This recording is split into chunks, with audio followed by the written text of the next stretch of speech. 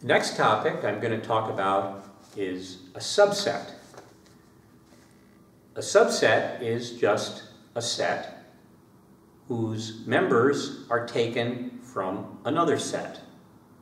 So, for example, in this example, A is the set that has two elements, 1 and 2. What are its subsets? Well, the set with just 1 in it is a subset, because 1 is an element of A. Likewise, the set with just 2. But also, the set with 1 and 2. 1 and 2 are a subset. And finally, the null set, or the empty set, is always a subset of another set.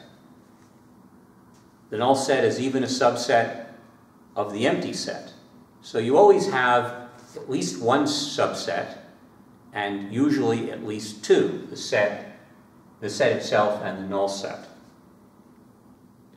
Note that the empty set and the set itself are known as improper subsets, and all the other subsets are called proper subsets. This sideways U with a line under it is the symbol we usually use to mean subset. Here we say B is the subset of A, or again here, A is the superset of B, if you will.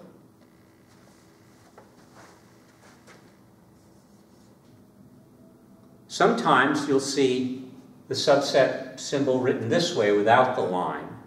In this case, we mean the proper subsets. So this says B is a proper subset of A, meaning it's neither A nor the null set. Because this symbol is neither a U or an upside down U or something else, we have context of sometimes it's hard to remember which way it goes. Is this B is a subset of A, or is this, A is a subset of B? The way I like to remember it is, I think of this symbol as being changed to the less than or greater than symbol, and then you can easily see B is a smaller set than A, so this means B is a subset of A. Another operation we might do on a set is we might find its power set. So if I have a set A, we might write the power set here as P parentheses A. Now what's the power set? The power set is a set, but it is a set of sets. It's a set of all the subsets of a set. Sounds a little confusing, think about it. Every set has subsets, take all those sets, put them in a big set, you have the power set. So in the case of the set A, which is the elements 1 and 2, we have 4 subsets. The null, set with 1, set with 2, and the entire set. And that's just a set we call the power set. I'd like to point out here an interesting property of the power set. First, let's just look at the power set of the null set. That's a set which has one set, the null set. It has one element. Now if we take a set which has one element, say a set with the number 1, one of its subsets is the null set, and then it has the set with just 1, that's the entire set. It has no proper subsets, and there are 2 elements. We've already seen that the power set of the set with 2 elements has 4 elements. Question is, if I take a set with 3 elements, how many elements would this have? There's already a pattern forming here. Think about that for a second.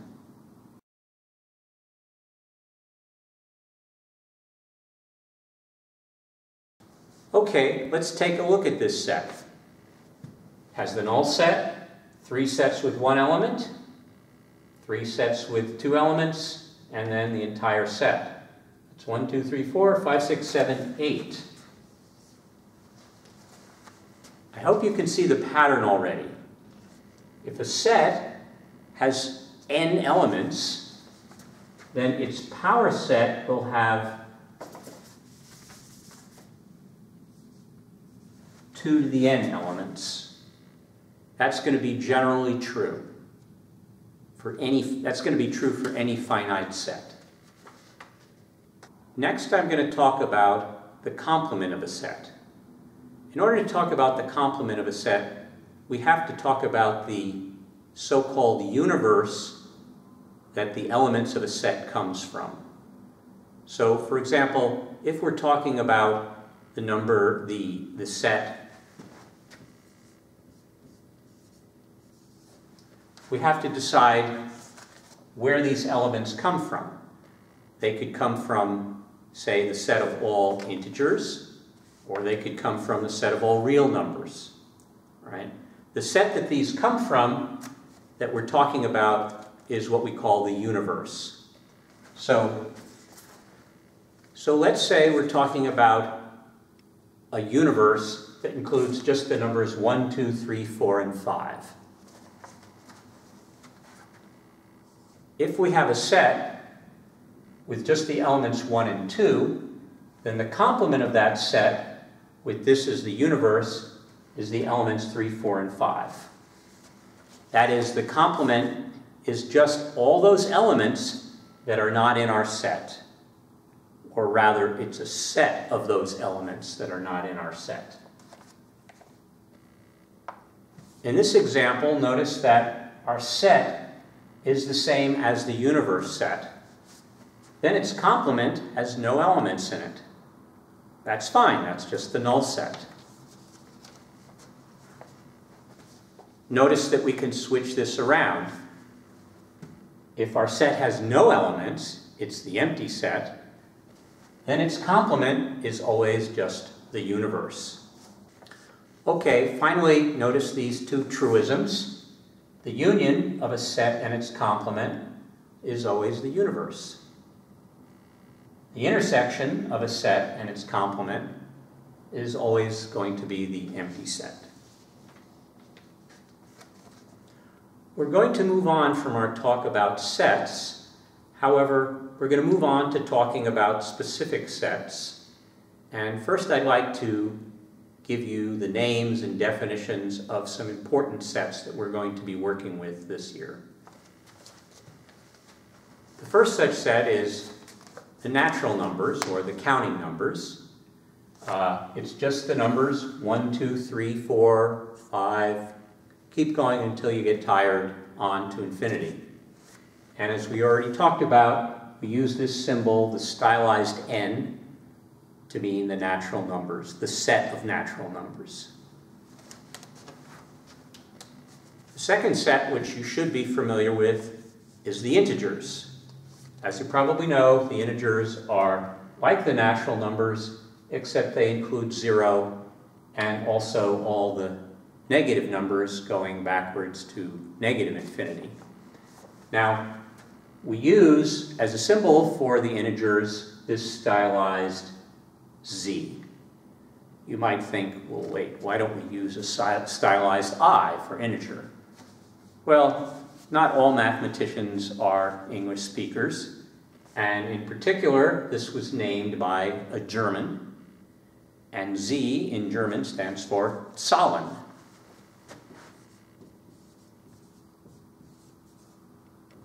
Which you should not be surprised means number. The next set I'm going to mention is the rational numbers. You can think of these as numbers that you can describe using a fraction. But very specifically, I'm going to define it as the set A over B, where A is a member of the integers and B is a member of the natural numbers. We don't want the divisor to ever be 0, so. Moving onward, we're going to look at the real numbers in this class. The real numbers are hard to describe with bracket notation. The real numbers are all the numbers that you associate with the number line.